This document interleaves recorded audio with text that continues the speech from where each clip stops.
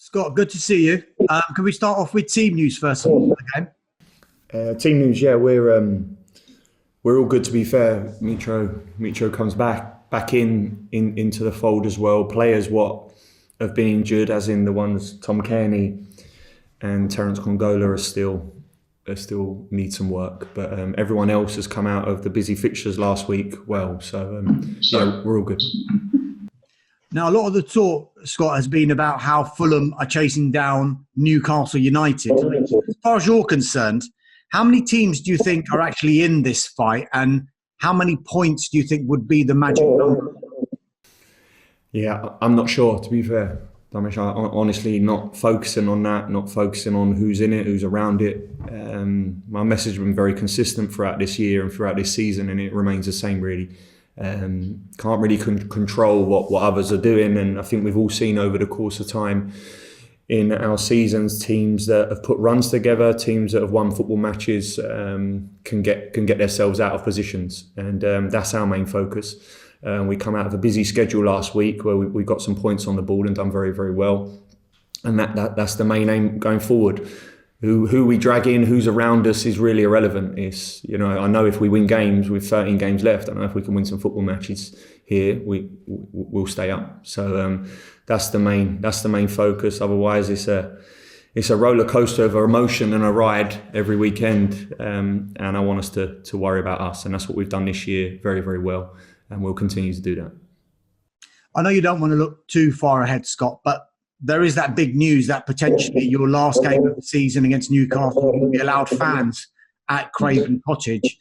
Just on that theme, is there the chance that Fulham and other teams who are at home on that final day may be perceived to have a competitive advantage? Does it question the integrity of the league at all? Yeah, maybe again, Damesh, but it is some way off, and we live in a world which is very unpredictable, and what someone comments or someone hopes may be the case in a week's time is normally changed in this current climate. So again, really, mate, without really not wanting to give you an answer or confirm anything, I just, it's too far away now. Things can change drastically, and I think I've realised, and the team have realised in a short space of time when we've been under these rules and lockdown rules, that things change permanently, and something you do need to be is you need to be flexible and probably not listen too much of it and work it out when it actually hits you on your lap. And so yeah, that's the same with that one really.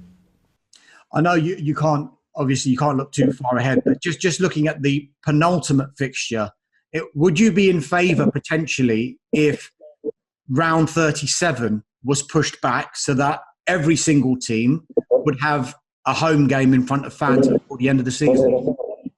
Yeah. Again, I'm not. Yeah, I don't know. Yeah, I honestly don't know, mate. It's round 37. I don't know what round we're in, but it's some way off. So yeah, I mean, look, as you can imagine, there's a lot of things what we're all trying and aiming to do on a daily basis what are very relevant, and without being rude, yeah, that's not one of them at the moment. Okay, look, fair enough. Look, it's Palace next. Let's focus on that game. It's Roy Hodgson's Crystal Palace. He was, of course, in charge of one of the ultimate escapes involving Fulham back in 2008. Do you look at examples of teams who have done that, particularly Fulham, who have done it in the past, and maybe use that as motivation to your players? Yeah, of course, there's scenarios what have happened, and history tells you that is the case, and of course they're good guidelines, or there's certain things what you understand, what you may need to do, and past history tells you that other teams have maybe done that. So of course it's a good reference, but I think as always the main reference is us, and understanding that we're going to need to win more games than we've got on the board at this present moment in time, and 13 games left, we're going to need to win some football matches. And I think we've realised that probably over the last few weeks our approach has probably changed a little bit, in the sense of we now need to win games. And that's not to say, of course, it wasn't a focus before, but there's been a lot of things, and now we need to win. We've had a lot of draws, and we now need to win some games. So, but yeah, look, no denying that teams what have been in and around this position are always things what you can look at and aspire from, really. Last couple from me, Scott. You talked about good references there, and talking about Fulham's escape that time.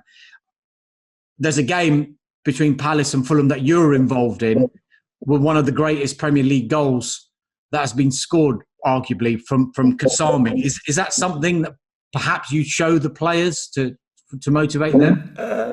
No, not really. I mean, look, I remember that goal. It was an incredible goal, absolutely fantastic goal. Of course, there's parts of London derbies and what London derbies are, and the history around that, which are often constant references from my behalf with the team and the players, because certain players are new into this football club, and maybe don't understand the dynamics of certain games. And at the weekend, there's no denying this is first and foremost, it's a massive game for both clubs, but it's a London derby, and what that brings and how the fans perceive that is vitally important, that my players understand that. So, of course, it's always important.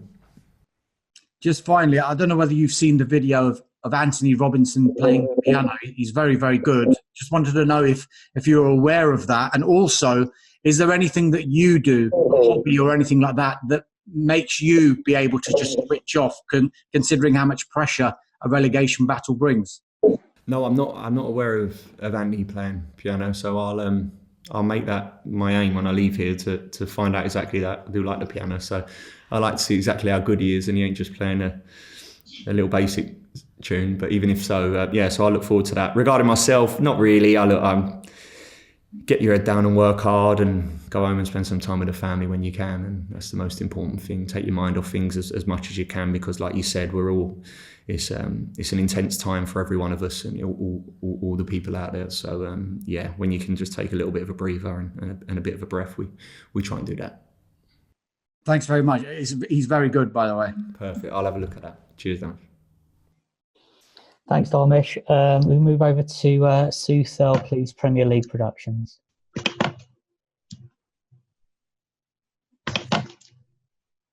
Scott, hello, good afternoon. Are you okay? I'm good, Sue. Yourself? Good, thank you. Forgive me, I just missed the top of your first answer. I don't know if you mentioned Aleksandar Mitrović in his health status. How is he? Yeah, Mitro's back with us. So he's obviously had some time off due to the virus. So he's now had a good few days of training. So we're monitoring him still closely, because obviously to see the effects that the virus may have come. But at this present moment in time, he seems all well. So that's good. You mentioned a roller coaster of emotions. It can be during a long league season with highs and lows. In a way, he amplifies that more than anybody with the ups and downs he's had this season. I just wonder, from your perspective, how big of a challenge it's been as a manager to keep him positive when the things have happened to him. It's a challenge. Of course it is. It's a challenge every player has, and they have their dips in form, not just Mitro this year. We could name, and I could mention, a number of players in this squad that have been through that. And every professional, when you're playing, you have them moments. And at times, it's probably been difficult for Mitro. Certainly on the start of the season, was relentless in the pursuit of getting us into the Premier League, and then a quick turnaround. Had an injury back end of last season. Obviously, he didn't play in the final because of that. I think he'd be the first to say it's been a bit stop-start. But my constant message to Mitro, to the team, to the players is keep facing up, keep fronting up, keep working hard. And it's very cliche, of course, and sounds just like words. But of course, there's more in it than just working hard. There's detail. There's training habits. There's that constant belief of wanting to get better. And I'm a firm believer in history. Tells me, my history and my experiences tell me that if you do that, and when I've done that, it's worked, and I've come out the other side. So that's my constant message to Mitro, and not just Mitro, just the other players what have been through it likewise. You had a really good February, unbeaten in your last 4, and also those 3 clean sheets have been key as well, haven't they? I just wonder if you could speak a little to the contribution of your goalkeeper this season, which has been mighty at times, hasn't it? Yeah, it has. Yeah, look, to be honest, Sue, I think we've been very good defensively over a large period now. We've been very solid, and of course, the clean sheets you mentioned of late have been vitally important, and to that, the person you're asking about in Alphonse has been paramount, really. So we've got I'm fortunate enough to have two top class keepers here. One of a younger stature and a younger age in Marek Rodak, who will be a world class keeper, who is obviously learning and being around a keeper at this present moment in time who we see on a daily basis in games is world class. So of course he's been vitally important for us along with the defence. But Alphonse has brought his experience, he's brought his qualities, he's brought his personality to this team, and I think you're seeing that week in, week out. And just last one from me, Scott. Palace did you a favour, didn't they, with that win over Brighton, who are also within your sights now, just 4 points in front of you. What have you made of Palace this season?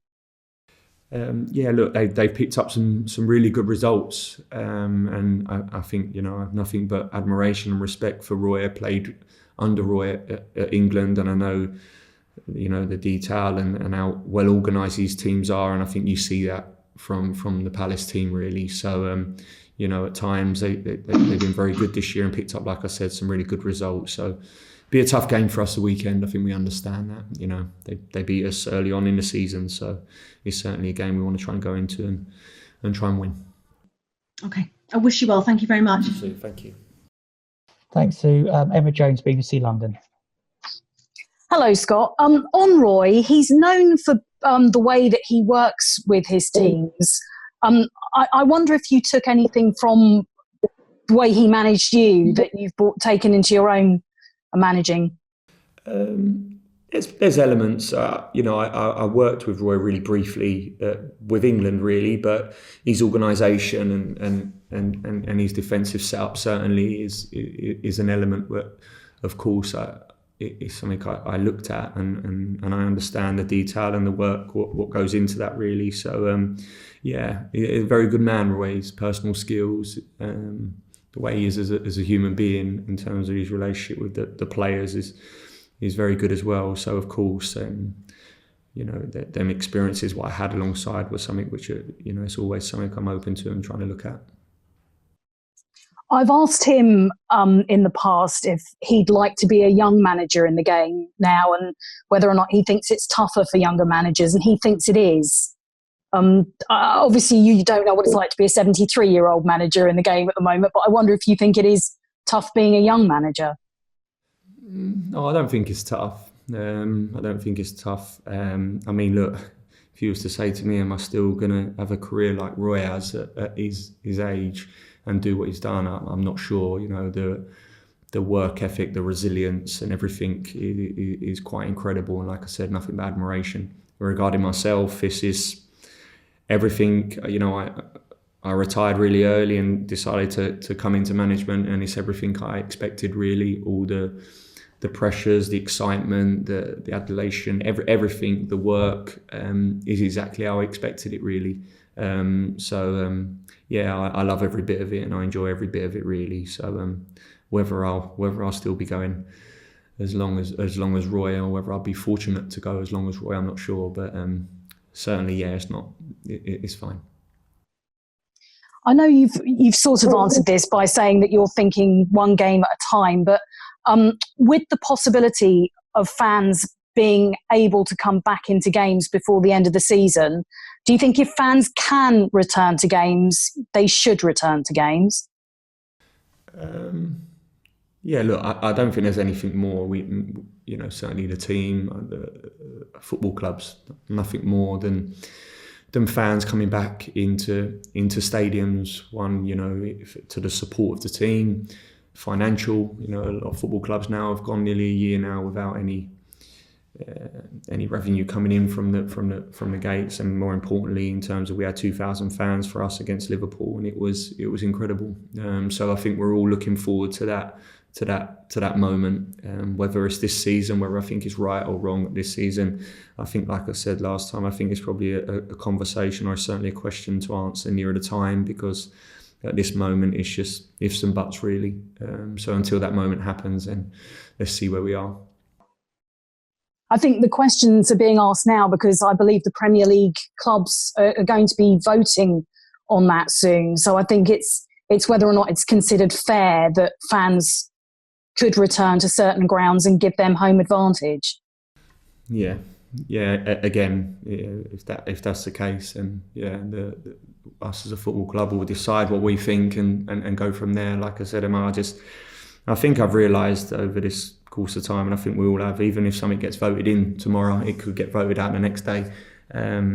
So really, I just take things with a pinch of salt. Really, I take things for what they are. This is game 37, match day 37. Between now and then, there's a lot of football, a lot of months, a lot of weeks to go by. We're living in a world where at any moment in time, a click of a finger, we go from things looking very bright and like we're going in the right direction to crisis. So certainly, I don't want to get on that roller coaster of a journey, really, because I realised last year when we came back that it was constant planning for something else to plan again, to plan something very different. So I've not even thought about it, to be honest with you. I'm just thinking about the current and where we are. And finally, from me, I think since the first day of the season, people have been asking you about, your fears of relegation and the fact that you're going straight back down to the Championship. I think considering recent results and where you now are in the table and the number of games left to play, I think you're starting to persuade people Fulham might actually survive in this league. Hopefully, it ain't my job to persuade. It's not my job. It's not my target or not my aim, to be quite honest with you, to persuade people what have doubted, to convince people that we're a decent team. It's an irrelevance to me. I think as a team and as a football club, we had that at the start of the season. My sole aim is what I see and the belief I see in this team, and giving the team belief to operate and execute in this division. And I feel we've done that over a long period of time now in this division. So that's the main focus, Emma. And at the end of it, it's no right or wrongs. Our aim is to try and stay in this division. At the moment, with 13 games left, we give ourselves a fighting chance. There's still going to be some battles along the way, and I think we all understand that. But we give ourselves a chance.